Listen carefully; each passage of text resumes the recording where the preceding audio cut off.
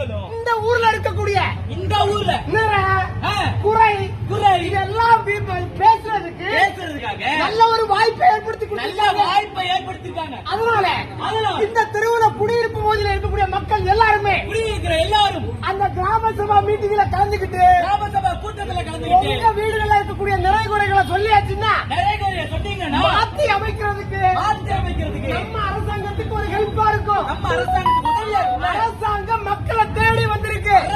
மக்கள் கிட்ட வந்திருக்கு. அதனால 3வது மாடியில 4வது மாடியில நீங்க எட்டி பாக்குறத விட்டுக்கிட்டு அக்காக்களை தான் தயவு செஞ்சு கிராம சபா மீட்டிங்க்கு வாங்க. கிராம சபா கூட்டத்துக்கு ஓடி வாங்கன்னு கேட்டுக்கிறோம். மீட்டிங் கட்டிட்டு போயிடலாம். அடுத்து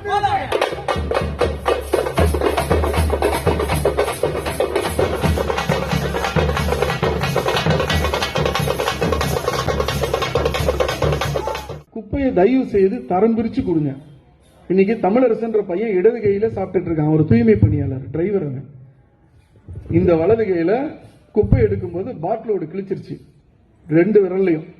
இடது கையில தான் உணவு சாப்பிடுறான். இந்த நிலையிலையும் அந்த குப்பை எடுக்க வந்துட்டு இருக்கான். இப்ப ரீசெண்டா ஒவ்வொரு கிராம சபை கூட்டத்திலையும் ஏரியா சபை கூட்டத்திலையும் நான் யாராவது ஒருத்தர் அடிபட்டுக்கிட்டே இருக்காங்க, கையை கிழிச்சுக்கிறாங்க, ஒருத்தர் வேலையை விட்டு நின்றுட்டான்.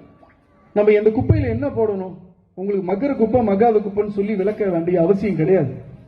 குப்பை தானா விழுகல, உங்க கையில இருந்து எடுத்து போடுறீங்க. போடும்போதே பிரிச்சிருங்கன்னு சொல்றேன்.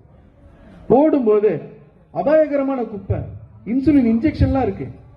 குப்பை கவர்ல போட்டு கூட அது இன்சுலின் இன்ஜெக்ஷன் போடுறீங்க. நாப்கின் போட்டா கூட பரவாயில்ல, ஏதோ எடுத்து போட்டுக்கலாம்.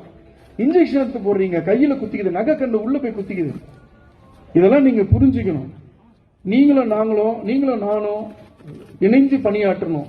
அதிகாரிகளோட சூழ்நிலையும் பணியாளர்களோட சூழ்நிலையும் நீங்க தயவு செய்து உள்வாங்கிக்கணும்.